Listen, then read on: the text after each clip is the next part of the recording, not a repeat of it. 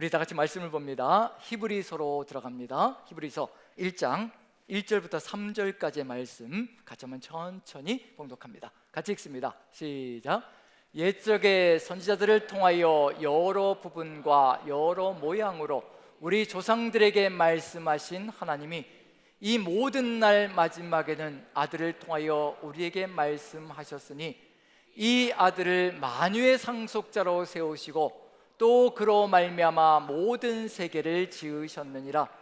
이는 하나님의 영광의 광채시요 그 본체의 형상이시라. 그의 능력의 말씀으로 만물을 부으시며 죄를 정결하게 하는 일을 하시고 높은 곳에 계신 지극히 크신 이의 우편에 앉으셨느니라. 아멘, 아멘. 이보다 웅장한 표현이 있을까 싶을 정도로 서신서 속에요 예수 그리스도를 향한 신앙 고백이 가득히 들어차 있는 출발이 이루어지고 있습니다.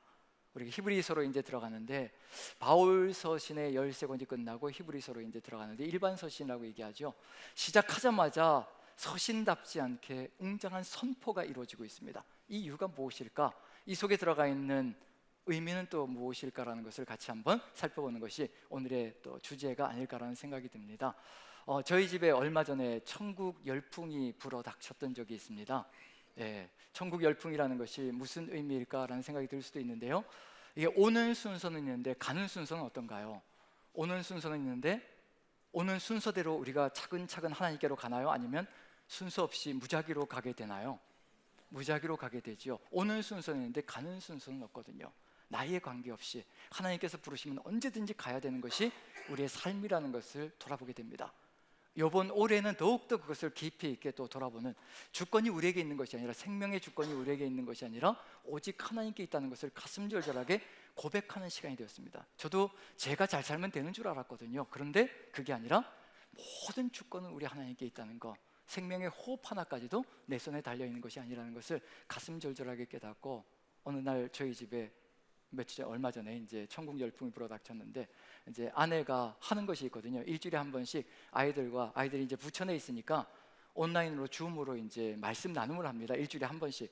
매일 하자 그러면 이제 당연히 이제 두 손을 들고 반기를 들겠죠. 그래서 일주일에 한 번 딱 하는 거니까 일주일에 화요일 날 이제 온라인 줌으로 한 2시간 정도 저녁 때 아이들과 이제 줌으로 말씀을, 그날의 말씀을 같이 2번 읽고 같이 나누면서 어떤 느낌을 받았는지, 하나님이 어떤 분이신지 이런 것을 나누면서 나가는 시간인데, 먼저 이제 아이들을 의자에 앉혀놓기 위해서는 해야 될 일이 있죠. 먼저 맛있는 저녁을 시켜줍니다. 그게 이제 거래가 이루어져야 또 의자에 앉아 있을 수 있으니까, 뭔가 우린 받으면 또 갚아야 된다는 그런 의식이 들어가 있잖아요. 그래서 뭐 먹고 싶니? 한 다음에 이제 맛있는 걸 저녁을 시켜주고 다 먹은 다음에 이제 그때부터 한 2시간 정도 이렇게 말씀으로 가지고 나가는데, 한날은 이제 점검을 하기 위해서 천국에 대한 소망, 갑자기 이제 이런 천국에 가는 길, 이런 것들이 나에 관계없이 하나님께서 불러가시니까 준비가 되었는지 아닌지 좀 점검해 보려고 이제 질문을 한 거죠. 이제 동생인 아들에게 먼저 이제 질문을 한 거죠. 천국 문 앞에 도착했는데 천사가 나와서 너를 왜 여기에 들여보내줘야 되는지 이유를 좀 설명해 보라고 얘기를 하면, 질문하면 너는 어떻게 대답할 거야? 라고 아들에게 이제 질문한 거예요. 얘가 머리를 막 눈동자를 굴리면서 머리를 굴리는 것 같더니 결국 마지막에는 모르겠어요 라고 대답을 한 거예요. 모태신앙인데, 그렇잖아요. 이제 청년이고 모태신앙인데 모르겠어요 라고 대답하는 거예요. 아내가 놀란 거예요. 아니, 이럴 수가 있나? 지금까지 끊임없이 간증하고 고백한 게 이런 건데 어떻게 이럴 수가 있나? 그래서 이제 딸에게 두려운 마음으로 딸에게 이제 질문한 거예요. 너는 천국문 앞에서 너를 왜 여기 들여보내줘야 되는지 그 이유를 설명해봐 라고 얘기하면 뭐라고 대답할 거야? 라고 딸에게 질문했더니, 우리 아빠를 봐서라도 들여보내주세요. 감히 아버지 발목을 잡으려고, 나도 못 들어가게 하려고. 아내가 정말 놀란 거예요. 진짜 놀란 거예요. 이게 실화입니다. 아니, 어떻게 이런 대답이 나올 수가 있을까? 모태신앙인데 지금까지 걸어왔는데. 그래서 이제 1장 복음에 대해서 얘기를 한 거죠. 절대로 어느 누구도, 어떤 인간도, 어떤 인생도 너를 천국으로 데려갈 수가 없다. 어떤 능력 있는 자도 그렇게 할 수가 없다. 오직 예수 그리스도의 보혈의 공로, 예수 그리스도의 십자가 보혈의 구원만이 너희들 천국에 들어갈 수 있게 한다. 그 믿음만이 천국에 들어갈 수 있는 유일한 열쇠이고 그리고 길이다 라고 정확하게 이제 얘기한 거죠.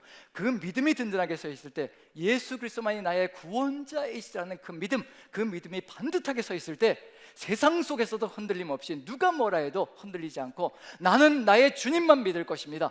나의 주님 외에는 나를 영생의 길로 이끌어 가실 분이 없고, 예수 그리스도 외에는 나를 구원하신 자가 없고, 나를 위해서 생명을 내어준 자가 없습니다. 나의 주님만이 나의 구원자이시고, 나의 주님을 만나기 위해서 이곳에 왔습니다.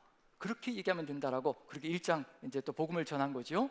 그런 다음에 이제 또 마음이 뭔가 꺼림칙해서 장모님에게, 아내가 이제 권사님이시고 이제 연륜이 높으시니까 이 장모님은 준비되셨거니 생각하고 장로님에게 전화를 드려서요, 이제 엄마 이렇게 해서 천국문 앞에 섰는데, 이제 왜 들여보내줘야 되는지 이렇게 질문하면 어떻게 대답하실 거야? 라고 질문을 드렸더니, 권사님이 하신 말씀이, 나 착한 일 많이 했어요, 들여보내주세요. 이거 아니잖아요. 근데 어쩌면 이게 우리의 지금 삶의 모습일 수도 있습니다. 정말 예수 그리스도가 누구이신지를 잊고 살아갈 때가 참 많다는 얘기거든요. 어머니에게도 다시 또 이제 1장 또 복음에 대해서, 엄마 그런 거 아니야, 예수님만이 이제 복음이시고, 그러냐? 그러고 나서 저희 어머니 장모님이 또 친구분한테 또 전화를 하신 거야. 친구분한테 전화해서 또 물었더니 똑같은 대답을 하시는 거예요. 그럼 결국은 우리가 정말 복음에 대해서 준비가 안 돼 있다는 생각이 들 때가 참 많습니다. 이런 상황 속에서 왜 이런 이야기를 하는가? 우리에게 정말 준비되어져야 될 것이 무엇인가? 누구를 알아야 되는 것인가? 우리가 누구를 알아야 될까요? 다른 어떤 것도 아닌 예수 그리스도를 알아야 된다는 얘기거든요. 예수님께서 산상수훈의 결론에서 말씀하시길, 나더러 주여 주여 하는 만화다 저 천국에 들어갈 것이 아니라고 말씀하시고, 그날에, 마지막 날에 많은 사람이 내게 와서 주여 주여, 우리가 주의 이름으로 선지자 노릇하고 주의 이름으로 귀신을 쫓아내고 주의 이름으로 많은 권능을 행하지 않았습니까? 이렇게 수많은 일들을 하지 않았습니까? 왜 우리를 못 들어간다고 하시는 겁니까? 그때 예수님께서 하신 말씀이, 불법을 행하는 자들아 내게서 떠나가라. 우리가 무엇을 했느냐가 천국에 들어가는 키가 되는 것이 아니라, 우리가 누구를 믿었는가, 누구와 함께 살았는가, 누구를 의지하며 신뢰하며 누구와 함께 동행하며 걸어갔는가, 그것이 우리를 천국으로 이끌어가는, 왜냐하면 천국은 그분이 계시는 장소거든요. 우리가 한 일이 있는 장소가 아니라 오직 예수 그리스도가 계시는 장소이고, 주님께서 우리를 이끌어 가시는 그 길 속에 걸어갔던 사람들이 가는 장소라는 얘기거든요. 오늘 히브리서를 하면서 왜 이런 이야기를 나누는가? 히브리서의 이야기 속에 우리가 다시 한 번 더 점검해야 될 것이 있거든요. 히브리서라는 제목이 보여주는 것처럼 누구를 향한 서신인가 라고 이야기할 때, 바울 서신 13권이 끝났거든요. 13권이 끝나고 로마서부터 빌레몬서까지 13권이 끝나고요, 히브리서부터 시작해서 요한계시록까지 또 서신입니다. 요한계시록도 서신이거든요. 히브리서 다음에 야고보서, 베드로 전후서, 그 다음에 요한 1, 2, 3서, 유다서, 요한계시록, 이렇게 서신들이 쭉 연결됩니다. 이걸 일반 서신이라고 하거든요. 요한계시록도 7교회에 보내는 서신이거든요. 7교회 교인들에게, 성도들에게 바른 길을 걸어갈 수 있도록 보내는 서신입니다. 그럼 일반 서신의 맨 앞장에 서 있는 것이 히브리서거든요. 그건 좀 순서가 맞다라고 생각합니다. 왜냐하면 모든 구원이 누구에서부터 시작해? 유대인부터 시작해서 이방인들에게로, 유대인이 먼저이고 그 다음이 이방인이다. 그래서 유대인들이 먼저 구원의 체험을 갖고 그 다음에 연결시켜서 이방인에게 가는 거다. 그래서 일반 서신의 시작에서 히브리서가 시작하는 건 맞을 겁니다. 왜냐하면 히브리서는 수신자가 누구냐면 히브리인들, 유대인들이거든요. 왜 유대인들에게 이렇게 서신을 써서 적어 보내는가? 삶의 고난이 밀어닥치기 시작합니다. 유대인들은 크게 두 종류로, 두 가지 부류로 나뉘어질 수가 있거든요. 첫 번째 부류는 그리스도인 유대인들입니다. 유대인 공동체 속에서 나는 예수 그리스도를 나의 구주로 섬긴다, 예수 그리스도만이 나의 구주이시다, 바로 삼위일체 하나님이 나의 구주다라고 구별되어져서 예수 그리스도를 믿는 그리스도인 유대인들이 있고요, 그렇지 않고 유대교의 유대인으로 그대로 남아있는 사람들, 예수 그리스도를 믿지 않고 유대교에 그대로 남아있는 유대인, 이 두 가지 종류로 나뉘어집니다. 어느 쪽이 더 많으냐면 유대교의 유대인들이 훨씬 더 숫자가 많습니다. 그리스도인 유대인은 상당히 소수로 택하져 있고요. 그런 점에서 본다면 이제 삶의 정황들이 얼마나 어려울 것인가를 생각해 볼 수 있는데, 고난이 밀어닥치기 시작합니다. 우리도 삶의 고난이 밀어닥치면 어떤 생각을 하게 될까? 예수 그리스도를 믿기 시작했는데, 예수 그리스도를 구원자로 믿으면서 믿음의 여정이 시작되었는데, 꽃길만 걷는 것이 아니라 고난이 밀어닥칠 때 우리에겐 어떤 고뇌가 다가오기 시작할까? 바로 그리스도인 유대인들도 그런 고뇌를 가지고 있는 거거든요. 그들에게 히브리서를 써서 보내는 겁니다. 이제 고난이 밀어닥치는데 이제 히브리서 속에 곳곳에 이제 그 고난의 내용들이 들어가 있는 부분이 있습니다. 히브리서 10장을 보면요, 이런 내용이 들어가 있습니다. 한번 보시면, 오늘 제목은 천국은 앞에서고요. 그 다음에 히브리서 10장을 보시면 32절 보시면요, 32절부터 34절까지 보시면 이런 고난을 받고 있는 상황이 펼쳐지기 시작합니다. 32절 같이 한번 읽어보죠. 시작. 전날에 너희가 빛을 받은 후에 고난의 큰 싸움을 견뎌낸 것을 생각하라. 전날에, 이 고난은 지나간 것 같아요. 지나갔는데, 큰 고난이 지나갔는데 그 고난에서 끝나는 것이 아니라 더 엄청난 것이 기다리고 있는 겁니다. 전날에 너희가 빛을 받은 후에, 예수 그리스도를 믿은 후에, 예수 그리스도께서 우리에게 빛으로 다가오신 후에, 즉 구원의 체험을 가진 후에 고난의 큰 싸움을 견뎌낸 것을 생각하라. 믿자마자 고난의 큰 싸움이 밀어닥치기 시작합니다. 이게 로마 황제 시절이 아우구스투스가 1대고요, 그 다음에 티베리우스가 2대고요, 그 다음에 칼리굴라가 3대고, 그 다음에 클라우디우스가 4대인데 클라우디우스 황제 시절에 고난이 닥치기 시작했습니다. 시작점이 시작된 거죠. 고난의 시작이 펼쳐지기 시작한 겁니다. 거기에서 그 전날은 바로 클라우디우스 황제 시절을 얘기하는 거거든요. 그때 고난의 큰 싸움을 견뎌냈는데 어떤 고난이었냐면 33절 한번 읽어보죠. 같이 한번 읽습니다. 시작. 혹은 비방과 환난으로서 사람에게 구경거리가 되고 혹은 이런 형편에 있는 자들과 사귀는 자가 되었으니, 자, 비방과 환난과 사람들에게 구경거리, 조롱거리, 그리고 또 이런 형편에 있는 자들과 사귀면서 살아가는 삶이 이루어졌습니다. 만약에 우리가 이런 삶을 살아간다면 어떨까요? 이런 길을 걸어간다면 우리는 정말 예수 그리스도만을 믿으면서 걸어가는 삶의 길을 열어갈 수 있을까? 지금 그 상황이 펼쳐지고 있는 중입니다. 우리에게도 이러한 삶의 고난과 역경은 면면이 다가올 때가 있거든요. 개인적으로 다가올 때가 있습니다. 단체적으로 오지 않을지라도요, 이런 상황이 펼쳐지고 있고요. 그 다음에 34절, 이런 상황까지도 겪었습니다. 같이 한번 읽어보죠. 시작. 너희가 갇힌 자를 동정하고 너희 소유를 빼앗기는 것도 기쁘게 당한 것은 더 낫고 영구한 소유가 있는 줄 알미라. 갇힌 자들을 동정하고 예수 그리스도를 믿는다는 것 때문에 갇히기 시작하는 겁니다. 거기에 덧붙여서 소유를 빼앗기는 겁니다. 자기 재산을 다 빼앗기고 쫓겨나는 겁니다. 이런 일들이 벌어지고 있는 것이 바로 그 당시의 상황 속에 이것이 거쳐가고 있는 삶의 영향이 있다는 것을 알려주고 있는 중이거든요. 이게 바로 전날에 겪었던 삶의 정황인데, 이것은 약과다라고 얘기할 때 어떨까요? 이 정도도 만만치가 않은 삶인데 우리는 우리가 가지고 있는 모든 것을 다 빼앗기고 감옥에 갇히고 환난과 비방과 고난과 역경이 불어닥치면 우리는 어떤 마음의 태도를 가지고 살아갈까?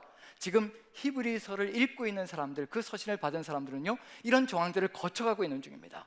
근데 여기서 멈추는 것이 아니라 클라우디우스 황제 다음에 누가 오느냐면 좀 더 나은 세상이 올 줄로 기대하면서 기도하며 걸어가고 있는데, 그 다음 황제는 네로입니다. 네로 아시죠?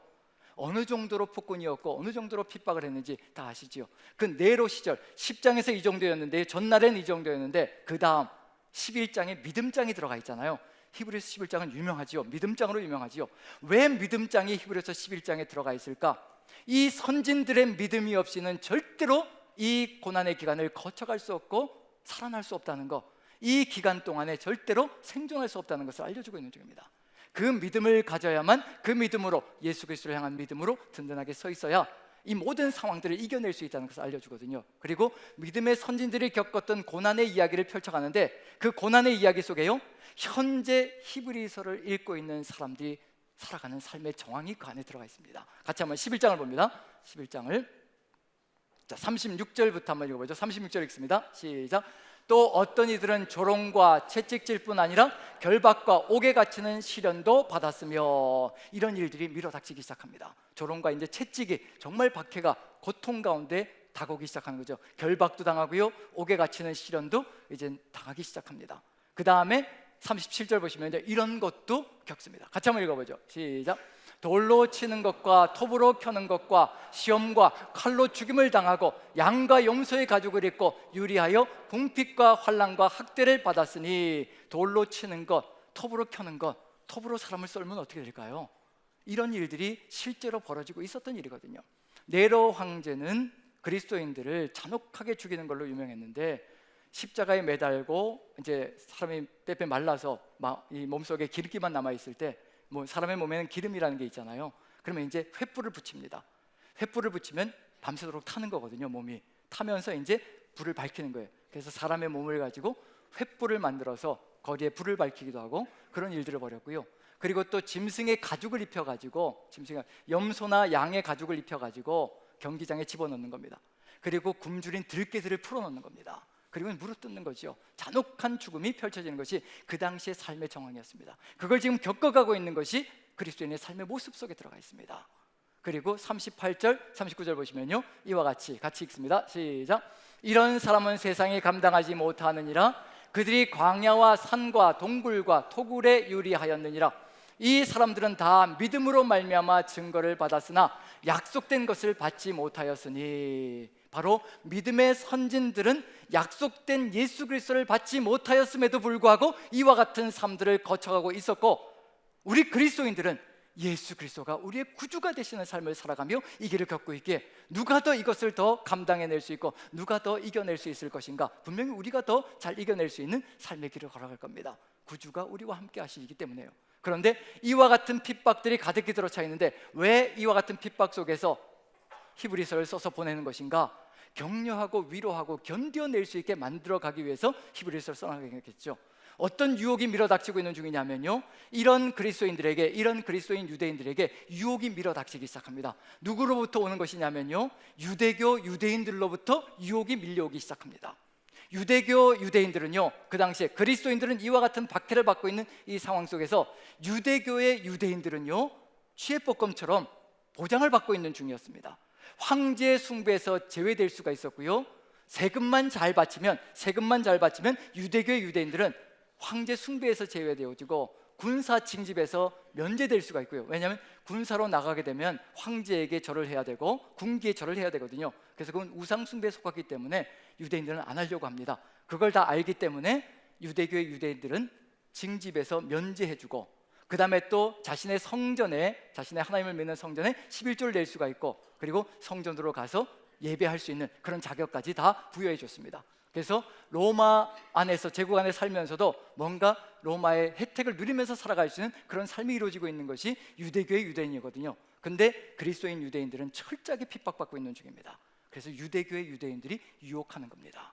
우리에게 돌아오기만 하면 너희들도 이와 같이 편안하게 안정되게 살아갈 수 있다. 이게 얼마나 큰 유혹이었을까 한번 생각해 보시죠. 지금 짐승의 밥이 되어서 내 자녀들까지 짐승의 밥이 되게 생겼는데, 그런데 그런 상황 속에서 바로 유대교로만 돌아오게 되면 너희들이 행복하게 살아갈 수 있고 편안하게 살아갈 수 있다. 우리도 그런 유혹을 받을 때가 있잖아요. 예수 그리스도를 믿다가 고난이 닥치면 어떤 생각을 하기 시작하나요? 과거가 더 나았는데, 예수 그리스도 안 믿을 때, 예수님을 안 믿을 때가 더 편안하고 좋았는데 왜 이렇게 예수님 믿으면서 하지 말라는 것도 많고 제한사항도 많고 왜 이렇게 힘겹고 버겁고 어렵고 이렇게 하라는 것이 이렇게 많은지, 이런 생각이 들어올 때가 있거든요. 그러다 보면 과거로 돌아가고 싶은 마음이 들어올 때도 있습니다. 그런데 지금 유대교의 유대인들이 유혹하기 시작하는, 우리에게 돌아와라, 우리에게도 똑같은 것이 있다. 그러면서 히브리서 안에 우리에게도 선지자들이 있다, 선지자들이 하나님의 말씀을 전해준 선지자들이 있다, 우리에게도 천사들이 있다, 하나님과 사람 사이에서 중재자가 되어서 하나님의 뜻을 전해줄 수 있는 천사도 있다. 그 다음에 우리에게는 모세가 준 율법이 있다. 그 율법을 따라가면 우리도 하나님의 뜻을 받들어 걸어갈 수 있다. 그리고 또 대제사장이 있어서 성전에서 어떤 죄든지 사함 받을 수 있는, 짐승의 제사를 드리면 어떤 죄든지 사함을 받을 수 있다. 그게 쭉 히브리서로 연결되는 겁니다. 천사와 비교하고 있고요, 모세와 비교하고 있고요, 그 다음에 대제사장과 비교하고 있고요, 예수 그리스도를 그렇게 비교하고 있는 중입니다. 그 비교를 통해서 우리에게도 이와 같은 길들이 다 있는데 굳이 거기 가서 고생할 필요가 뭐가 있느냐, 돌아오라 돌아오라라고 이렇게 손질하거든요. 그럼 어떻게 됐을까요? 돌아가는 사람이 많았을까요? 없었을까요? 어땠을까요? 네, 여러분들은 안 돌아갈 거라는 건 아는데, 돌아간다고 얘기해도 절대로 여러분들 비방하지 않을 겁니다. 이런 상황이 펼쳐지는 상황 속에서 돌아가는 사람들이 상당히 많았습니다. 그쪽으로 돌아가서 그러면 이제 얘기를 해줘야 되겠죠. 돌아가면 어떤 일이 벌어질 것인가, 어떤 세상이 이루어질 것인가, 그걸 분명히 알아야 돌아가지 않을 수가 있을 거거든요. 히브리서는 그래서 기록된 겁니다. 천사와 예수 그리스도를 비교하고요, 모세와 예수 그리스도를 비교하는 겁니다. 그 다음에 대제사장과 예수 그리스도, 그리고 성전과 예수 그리스도를 비교하는 겁니다. 누가 더 우월하고 누가 더 탁월한가, 누가 더 최고인가, 그것을 비교해줘야만, 반듯하게 알아야만 바른 길을 걸어갈 수가 있거든요. 그래서 히브리서를 읽으면요, 비교하는 것이 정말 많이 나옵니다.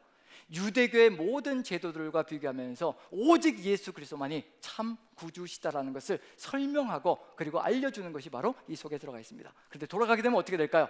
그래서 이런 이야기를 하고 있는 중입니다. 자, 2장을 보시면요, 히브리서 2장 1절을 보시면 이렇게 선포하고 있습니다. 같이 한번 읽어보죠. 시작. 그러므로 우리는 들은 것에 더욱 유념함으로 우리가 흘러 떠내려가지 않도록 함이 마땅하니라. 어떻게 하라고 얘기하나요? 제발 흘러 떠내려가지 말라, 다시 돌아가지 말라는 얘기예요. 우리는 살아서 주님을 향하여 나가야 될 존재들이지 뒤로 물러나서 떠내려가며 거기로 돌아가야 될 존재들이 아니다. 들은 것에 유념하라고. 우리가 들은 것이 뭔가요? 복음을 들었거든요. 서신서에서 로마서부터 시작해서 빌레몬서까지요, 끊임없이 복음이었습니다.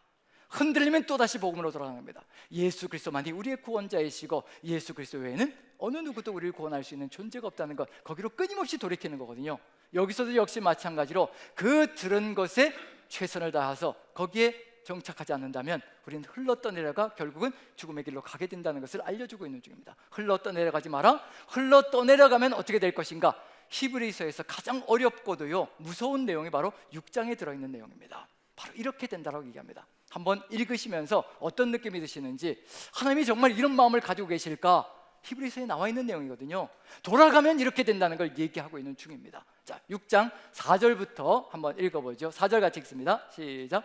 한번 빛을 받고 하늘의 은사를 맛보고 성령에 참여한 바가 되고. 이건 여기까지만 읽으면요 분명히 이 사람은 거듭난 사람입니다. 물과 성령으로 거듭난 사람이거든요. 빛을 받았어요. 예수 그리스도를 구원자로 영접했습니다. 하늘의 은사를 체험했습니다. 성령에 참여한 바가 되었습니다. 물과 성령으로 거듭난 존재가 되었다는 것을 얘기하는 겁니다. 그 다음에 5절 같이 한번 읽어보죠. 같이 시작.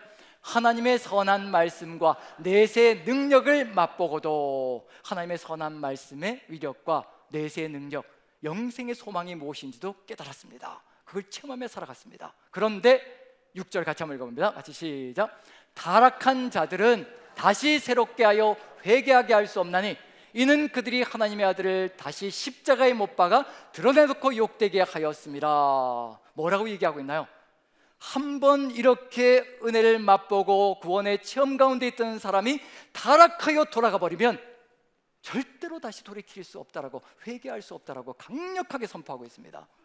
예전에는 이 내용이요, 저는 이렇게 생각했습니다.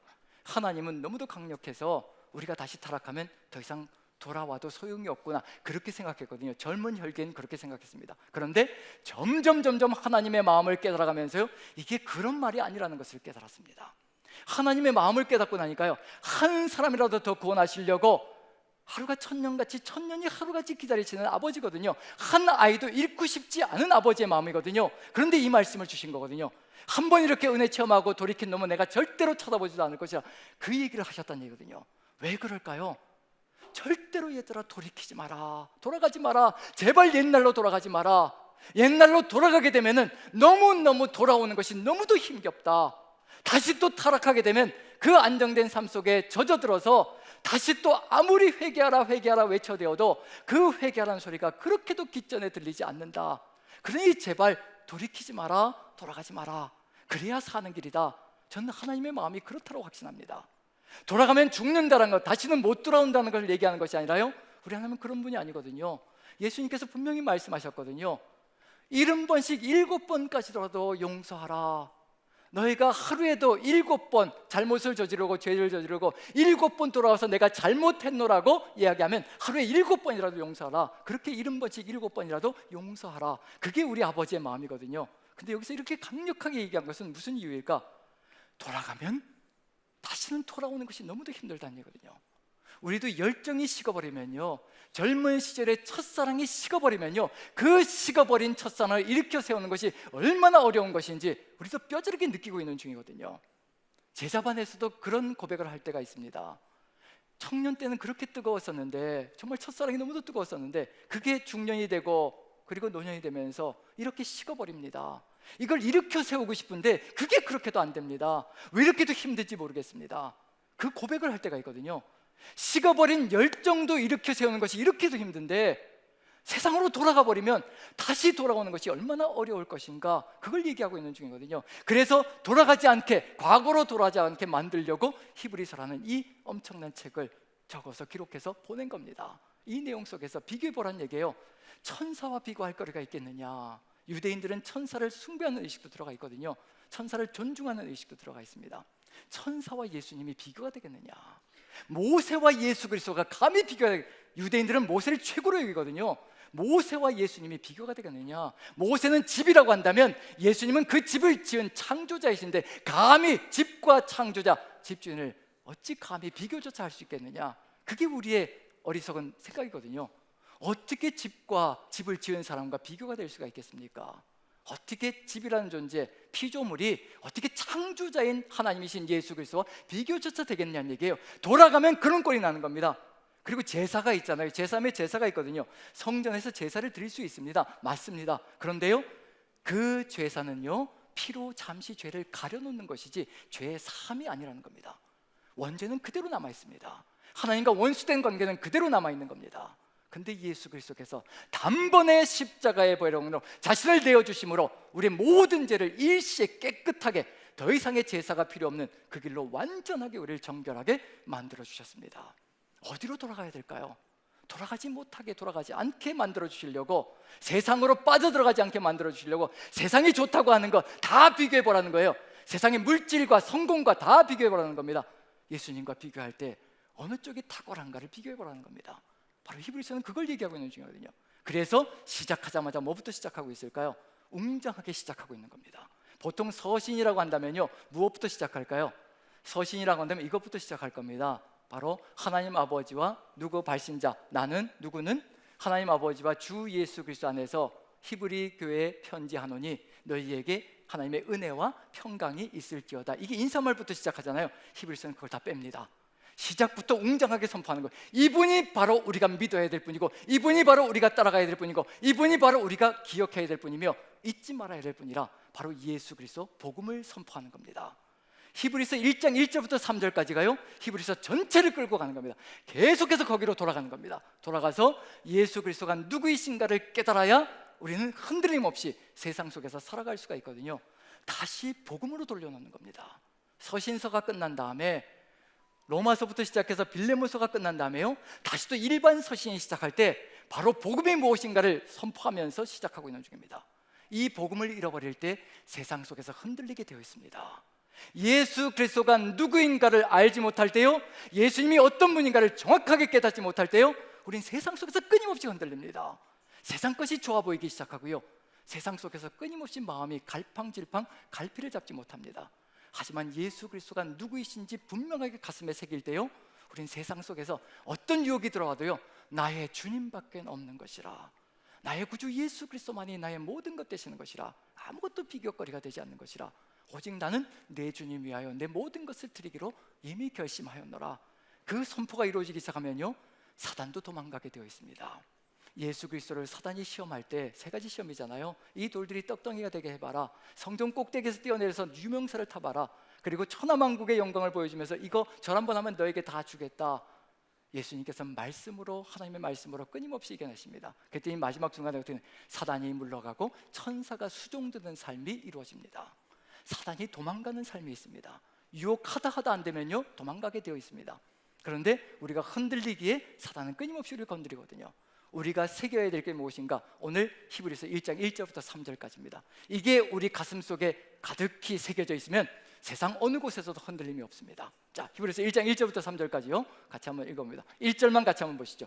옛날에는 이랬는데 지금은 안 그렇다. 옛날에 한번 비교해보죠. 1절입니다. 같이 한번 읽어보죠. 시작.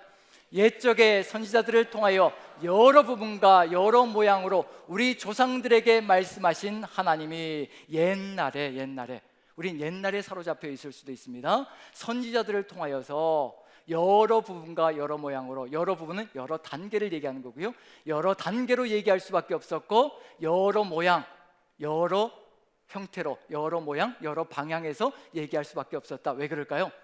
인간의 한계가 너무도 극명하거든요. 선지자들은 인생이기 때문에 한계가 너무도 극명합니다. 한 사람이 모든 것을 다 할 수가 없거든요. 예를 든다면 호세아와 아모스가 있습니다. 같은 동시대 사람이에요. 왜 동시대에 두 명의 선지자가 필요했을까? 사람의 한계라는 겁니다. 그 다음 때에도 또 선지자가 필요하죠. 왜 그럴까? 선지자는 죽거든요. 죽으니까 당연히 또 다음 사람이 필요한 거죠. 이어가야 되니까. 여러 부분과 여러 모양으로 얘기할 수밖에 없는 게, 호세아는 어떤 존재냐면요, 하나님의 사랑을 뜨겁게 전하는 존재였습니다.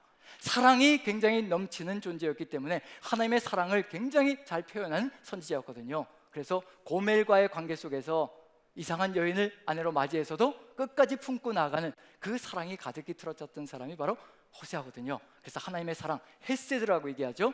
헤세드가 넘쳐납니다. 끊을 수 없는 사랑이 넘쳐나는 것이 이 호세아서의 특징입니다. 그런데 호세아의 한계가 있습니다. 뭐가 약하냐면 정의와 공의를 부르짖는 것이 약합니다.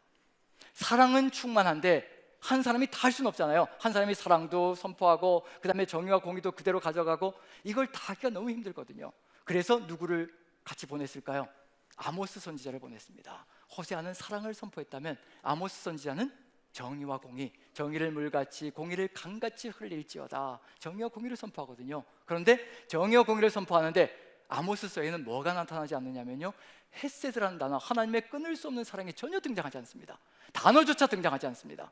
그럼 아모스는 정의와 공의에 가득 들어차 있는 사람이거든요. 그럼 우리는 정의와 공의만 필요한가? 하나님의 사랑도 필요하고요, 정의와 공의도 필요하거든요. 그래서 인간은 한계가 너무도 극명하게 많은 사람이 필요하다는 얘기거든요. 우리 남산교회도 마찬가지죠. 저도 한계가 분명하거든요. 어떤 특징이 있나요? 무엇을 얘기하는 특징이 있나요?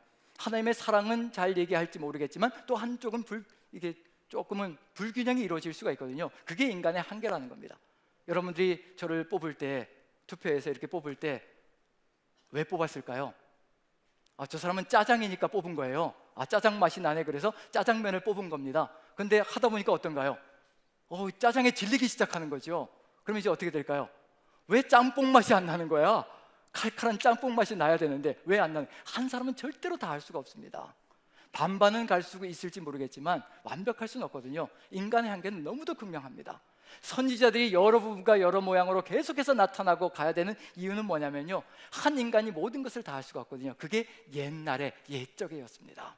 그런데 어떻게 됐나요? 2절 보시죠. 같이 한번 읽어보죠. 같이 시작. 이 모든 날 마지막에는 아들을 통하여 우리에게 말씀하셨으니, 이 모든 날 마지막에 누구를 통하여서요?